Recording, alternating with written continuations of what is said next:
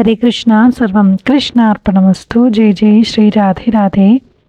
ഇന്ന് ഒരു ഉപനിഷത്ത് കഥ പറയാട്ടോ. യക്ഷന്റെ കഥയാണ് എന്ന് പറയാൻ പോണത്.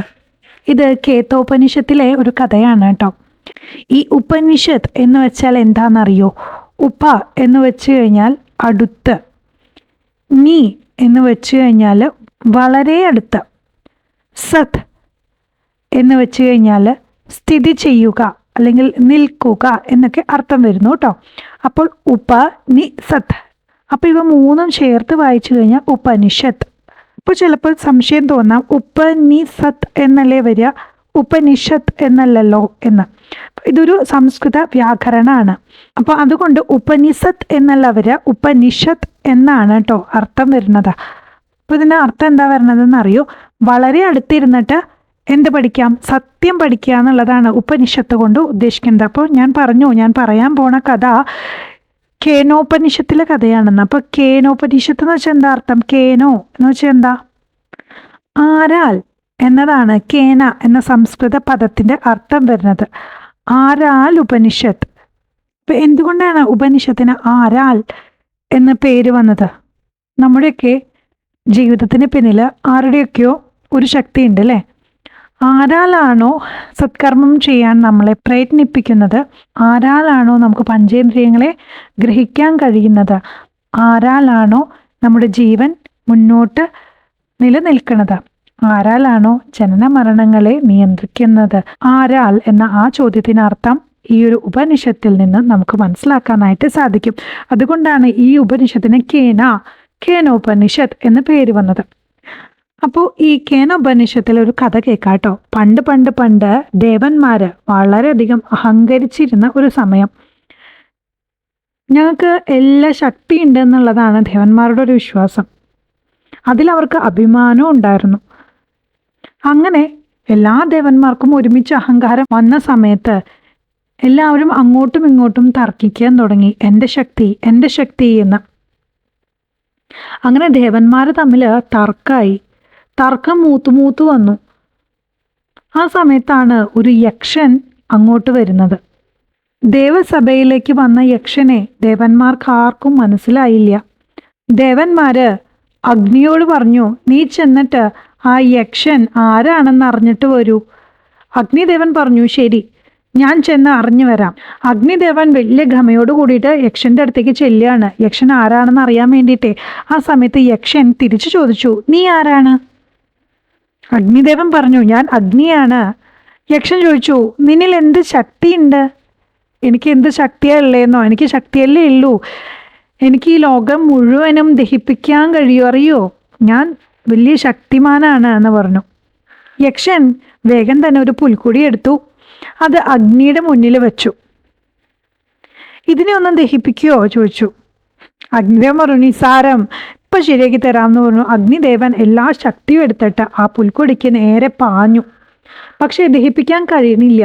ഒരുപാട് ശ്രമിച്ചു. ഓരോ വട്ടം ശ്രമിക്കും തോറും പരാജയപ്പെട്ടുകൊണ്ടേയിരുന്നു. അങ്ങനെ അഗ്നിദേവൻ അവിടുന്ന് പിന്മാറി. എന്നിട്ട് പറഞ്ഞു, ഈ യക്ഷൻ ആരാണെന്ന് എനിക്കറിയില്ല, അറിയാനുള്ള ശക്തി എനിക്കുണ്ടെന്ന് തോന്നണമില്ല. ഇപ്പൊ ഒരു സംശയം ഉണ്ടാവില്ലേ, എല്ലാത്തിനെയും ദഹിപ്പിക്കുന്ന അഗ്നിക്ക് എന്തുകൊണ്ടാണ് ഈ ഒരു പുൽക്കൊടിയെ ദഹിപ്പിക്കാൻ കഴിയാണ്ട് വന്നിട്ടുണ്ടാവുക? അഗ്നിക്ക് ദഹനശക്തി നൽകിയ ആളിന്റെ ശക്തി കൊണ്ടാണ് അത് ദഹിപ്പിക്കണത് എന്നുള്ള കാര്യം ആര് മറക്കാണ്? അഗ്നി മറക്കാണ്. അപ്പൊ ഈ ദഹനശക്തി എന്ന് പറഞ്ഞപ്പോഴാണ് നമ്മുടെ ശരീരത്തിലും ഉണ്ട് കേട്ടോ അഗ്നി. നമുക്ക് കാണാൻ പറ്റില്ല. നമ്മൾ ആയുർവേദത്തിലൊക്കെ പറയും, നമ്മുടെ ശരീരത്തിൽ പാചനം നടക്കണമെങ്കിൽ ജഠരാഗ്നി ഉണ്ട്. അങ്ങനെ നമ്മൾ ഓരോ അഗ്നികളെ കുറിച്ച് പറയാറുണ്ട്. ഇവരൊന്നും നമുക്ക് കാണാൻ പറ്റില്ല, പക്ഷെ ഇവരൊക്കെ കൃത്യമായിട്ട് അഗ്നിയുടെ കർമ്മങ്ങൾ നമ്മുടെ ശരീരത്തിന്റെ ഉള്ളിലിരുന്ന് ചെയ്തുകൊണ്ടിരിക്കുന്ന ആൾക്കാരാണ്. അപ്പം നമ്മൾ ചില സമയത്തൊക്കെ ഭക്ഷണം കഴിക്കുമ്പോൾ ദഹനക്കേട് വരും. ഇപ്പം സാധാരണ പറയും അഗ്നിമാന്യാണ് എന്ന് പറയും. നമ്മൾ കഴിക്കുന്നതൊക്കെ ദഹിക്കാണ്ട് ആമാവസ്ഥയിലേക്ക് എത്താറുണ്ട്. അതും അഗ്നി പ്രസാദം ഇല്ലാണ്ട് വരുമ്പോഴാണ്. അപ്പം ശരീരത്തിലും ഉണ്ട് കേട്ടോ ഈ ഒരു അഗ്നി. ഇങ്ങനെ ജഗത്തിൽ മുഴുവനും നിലനിൽക്കുന്ന അഗ്നിക്ക് ദീപ്തിയാവണമെങ്കിൽ, അല്ലെങ്കിൽ അഗ്നിക്ക് ദഹന പ്രക്രിയ വേണം എന്നുണ്ടെങ്കിൽ അത് ദഹനം നൽകിയിട്ടുള്ള ആളിൻ്റെ കൂടെ അനുവാദവും അനുഗ്രഹം ഉണ്ടെങ്കിൽ മാത്രമേ നടക്കുള്ളൂ എന്ന്. അതായത് നമുക്ക് എന്തൊക്കെ കഴിവുണ്ടെങ്കിലും അതവിടെ നടക്കണം എന്നുണ്ടെങ്കിൽ ആരുടെ അനുഗ്രഹം വേണം? നമുക്ക് ആ കഴിവ് തന്നിട്ടുള്ള ഭഗവാന്റെ അനുഗ്രഹം വേണം. ഇത് കണ്ടു നിന്ന വായു ആ സമയത്താണ് ഈ ഒരു യക്ഷന്റെ അടുത്തേക്ക് വരുന്നത്. യക്ഷൻ ചോദിച്ചു, നീ ആരാണ്? വായു പറഞ്ഞു, ഞാൻ വായു ആണ്. യക്ഷൻ അതേ ചോദ്യം തന്നെ വായുവിനോടും ചോദിച്ചു, നിനക്ക് എന്ത് ശക്തിയാ ഉള്ളത്? വായു പറഞ്ഞു, ഇവിടെ ഉള്ളതിനെല്ലാം പറത്തിക്കളയാൻ എനിക്ക് പറ്റും. ഇത് കേട്ട് യക്ഷൻ ഒരു പുൽക്കൊടി എടുത്ത് വെച്ചിട്ട് പറഞ്ഞു, എന്നാ ഇതിനൊന്ന് പറപ്പിക്കുമോ നോക്കട്ടെ. വായു സകല ശക്തി എടുത്തിട്ട് ആ പുൽക്കൊടി ഒന്ന് പറപ്പിക്കാൻ നോക്കി.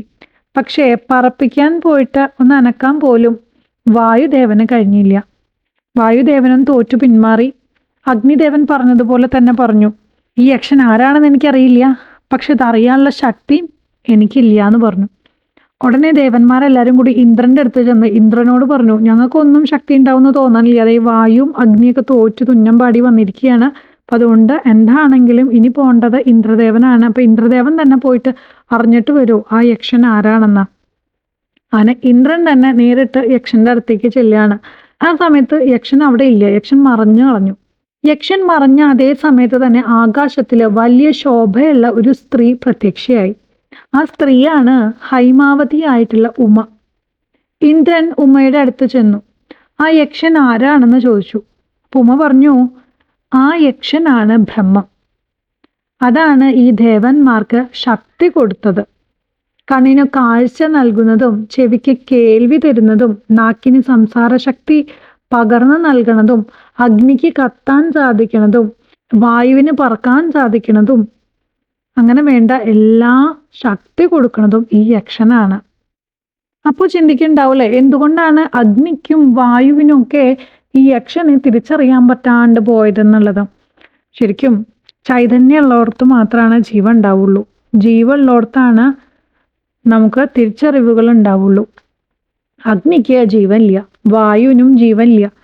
അവർക്ക് രണ്ടുപേർക്കും ശക്തി നൽകണത് ബ്രഹ്മാണ്. പക്ഷെ ജീവനില്ലാത്തത് കൊണ്ട് തന്നെ തിരിച്ചറിയാനുള്ള കഴിവുമില്ല. അതേസമയത്ത് ഇന്ദ്രൻ ചൈതന്യാണ്, ജീവാത്മാവ് എന്ന് നമുക്ക് വിളിക്കാട്ടോ. അതായത് ഇപ്പൊ നമ്മുടെ ശരീരത്തെ കൺസിഡർ ചെയ്യുകയാണെങ്കിൽ നമ്മുടെ ശരീരത്തിലെ ചൈതന്യാണ് ഇന്ദ്രൻ. ഇന്ദ്രനെ നമ്മൾ ദേവേന്ദ്രൻ എന്ന് വിളിക്കും അല്ലേ.